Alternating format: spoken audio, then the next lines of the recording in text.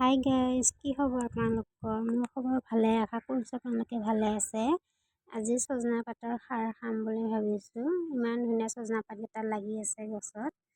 দালি দি খাৰ বনাম বুলি ভাবিছোঁ। প্লিজ গোটেই ভিডিঅ'টো চাই থাককচোন। কেনেকুৱা বনাওঁ, খাবলৈ বৰ টেষ্টি হয় সজনা পাত আৰু দালি দি খাৰ বনালে।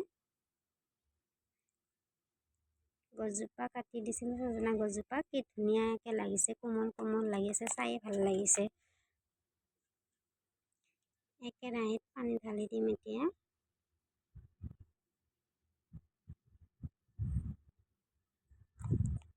কোনে কোনে সজনা পাতৰ খাৰ খাইছে দালি দি পেলাই ক'বচোন কমেণ্ট কৰি। খাব বৰ টেষ্টি হয়।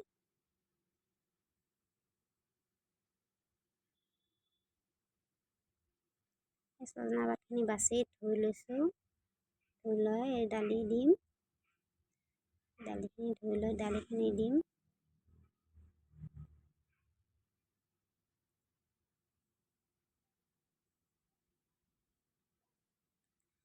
এয়া কলখাৰ, ঘৰত বনোৱা কলখাৰ হয়।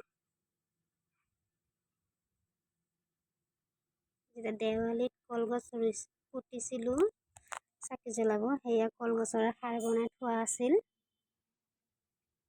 খাৰখিনি দিয়াৰ পিছত দালিখিনি দি দিলোঁ। অলপ উতলিলে তাৰ দালিৰ ফেনখিনি পেলাই সজনা পাতখিনি দি দিম।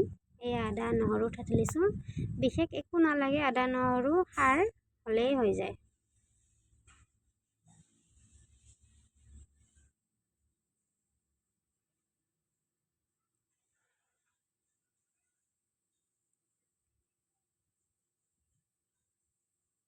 দালিখিনি উতলি গ'ল, এই ফেৰখিনি কাটি দি পেলাই সজনা পাতকেইটা দি দিম।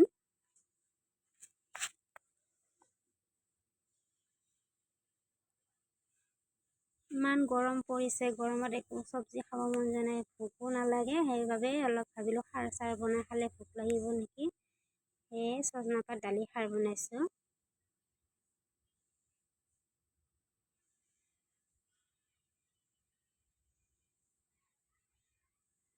সজনা পাতকেইটা দি দিছোঁ।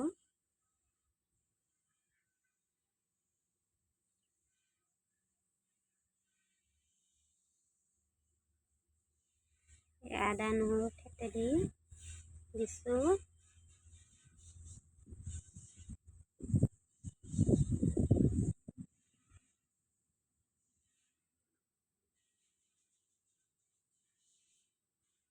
অলপ দালি ঘুটনি মাৰি দিছোঁ। এনেতো সিজিয়ে গৈছে, আৰু অলপ পূৰা গলগলীয়া হৈ যাবৰ কাৰণে। ধুনীয়া গলি গৈছে।